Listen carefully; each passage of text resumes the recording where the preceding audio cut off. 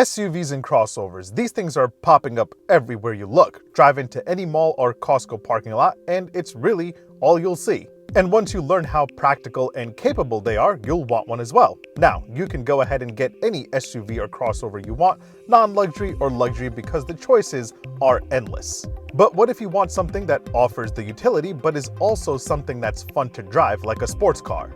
Well, then you have this. Left foot on the brake, gas all the way down, let it build, release. My name is Omar, and this is the 2022 Porsche Macan GTS.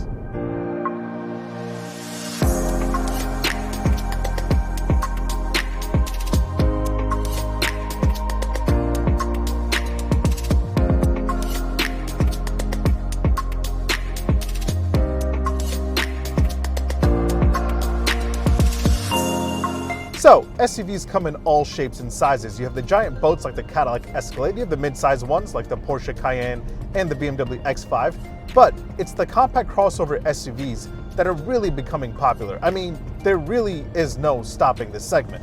The only problem is that a lot of the compact crossover SUVs are just plain boring. Yeah, I get it, not everyone wants one that has sports car characteristics, I just don't understand why. And this is where the Porsche Macan comes in. This very well may be the best daily driver if you care about performance, driving dynamics, and utility.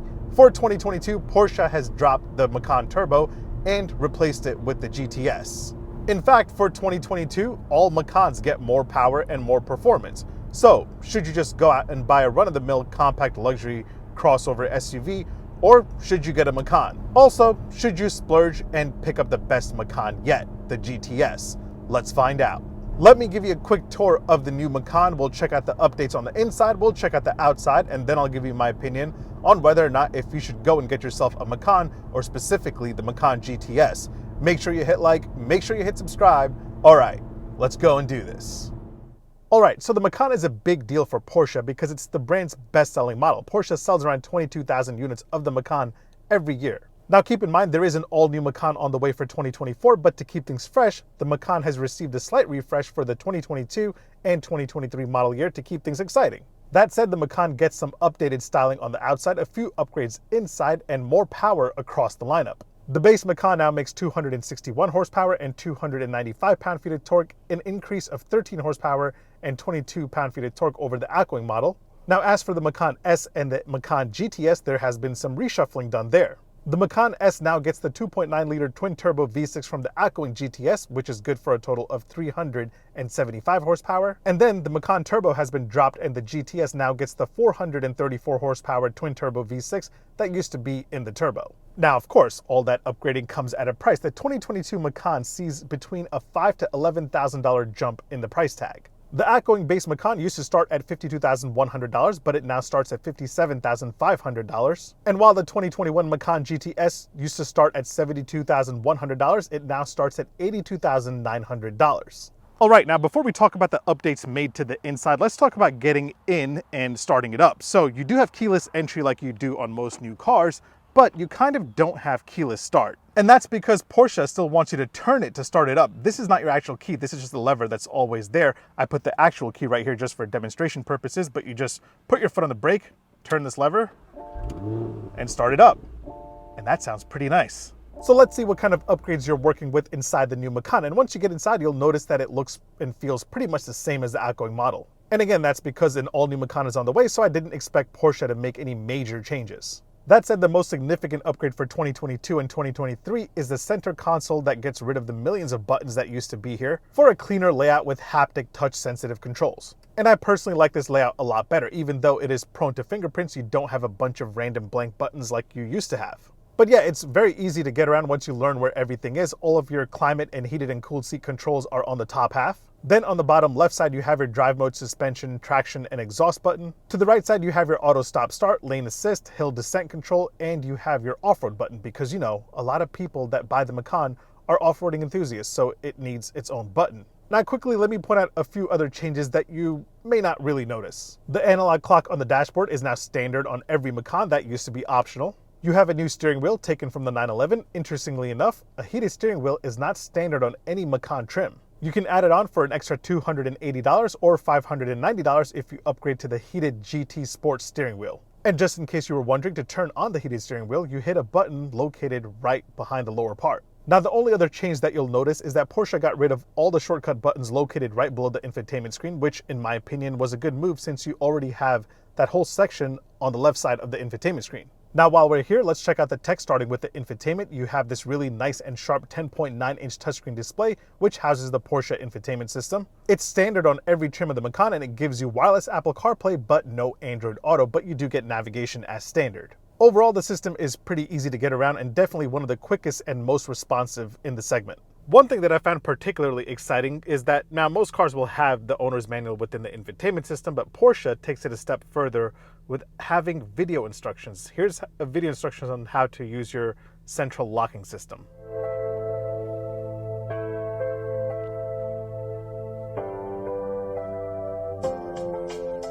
And the music is really fire too. Wait for the beat to drop. Here it comes.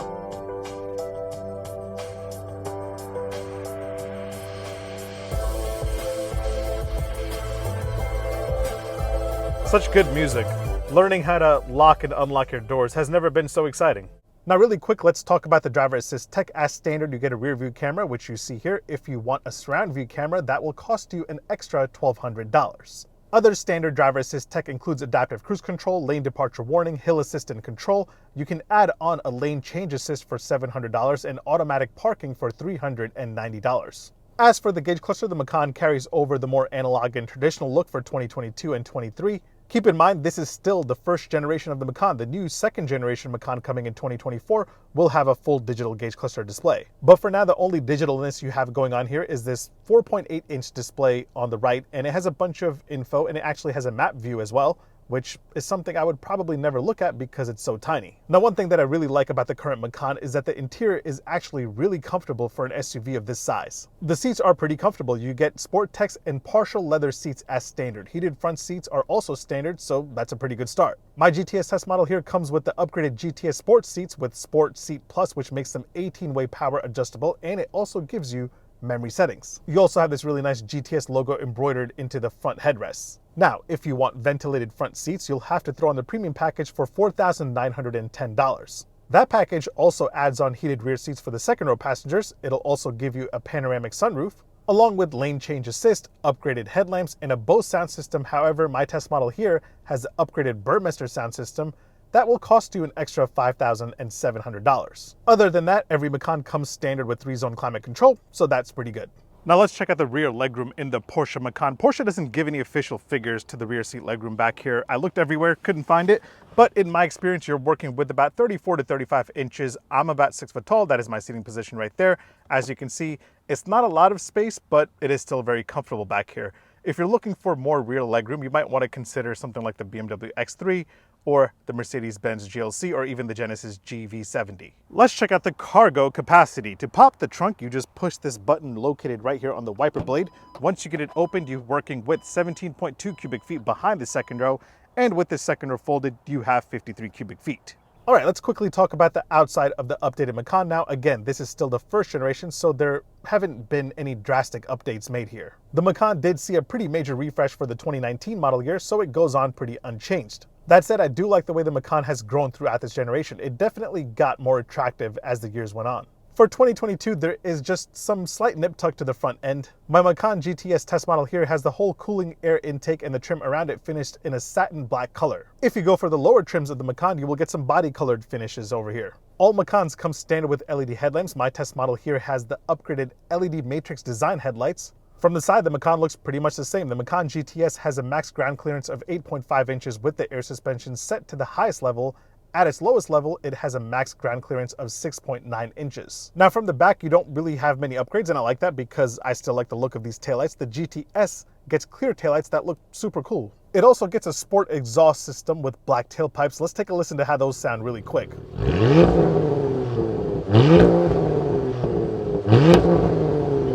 That sounds really, really good. Wheel game for the new Macan is pretty good. There are 7 new wheel designs ranging from 19 to 21-inch wheels depending on the model. My GTS test model has the 21-inch RS Spider design wheels painted in satin black that looks super cool, and they are standard.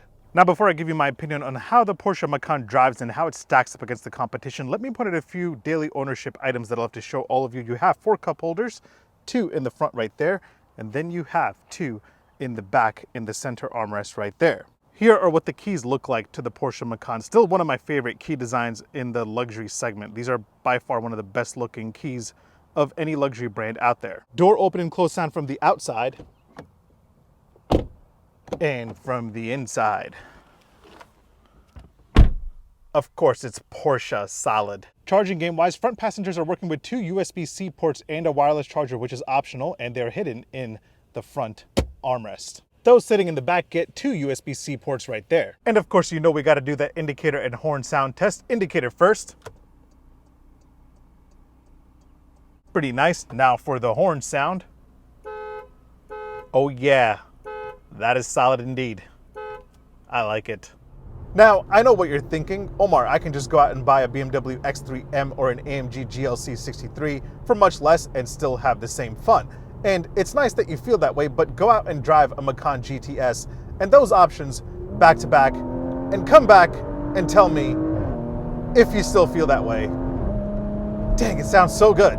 Because the precision and the balance you have here is really unmatched by any other brand. See, when Porsche does any segment, the first thing they care about is driving dynamics. That's the root of the brand. It starts there and then it goes into becoming comfortable, practical, and luxurious.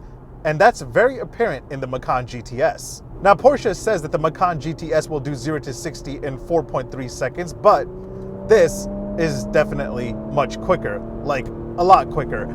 I've done it in 4.1 seconds, and if you get the Sport Chrono package, you can do it within 3.8 to 3.9 seconds. Just the handling and the grip and the overall accuracy that this has in any way you drive it is perfect. Not to mention this 7-speed PDK transmission is just flawless. The shifts are so quick and so direct. Now keep in mind, you can't just activate manual mode by moving the shifter all the way down and to the left. You'll have to select this M button here on the steering wheel, and that will give you the true manual shifting mode. And once you hit that M button, you can shift faster than you can blink. 3, 4, 5, 6, 5, 4, 3. It's outstanding. Now, I know what you're thinking. With performance like this, the Macan GTS probably doesn't have a comfortable ride. Oh well, you'd be totally wrong. It is surprising to me how comfortable this thing really is. I expected it to be rougher than the other Macans and rougher than any of the other rivals, but this thing is very, very smooth. And it's comfortable no matter what mode you're in. Obviously, it's comfortable when you're in comfort mode, but you can pop this into sport mode and move the chassis into Sport Plus, and even then, it's still very comfortable and very smooth. It stays planted like a sports car should, but it kind of just glides down the road. And that's the perfect example of what I mean when I say this is the perfect daily driver. This is one sports car or sports SUV where you can have practicality, capability, luxury, and the comfort of a 4 or 5-seater. But the best part is that you can still let loose if you want to have some fun. Either way, thanks for watching.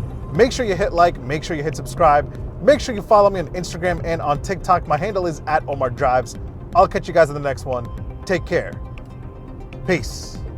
Although, yeah, this is very expensive. This as equipped is $95,000, which yes is a lot. Is it worth it? Definitely. If you can afford it, it's definitely worth it. Oh my God, it shifts so good. And it sounds great.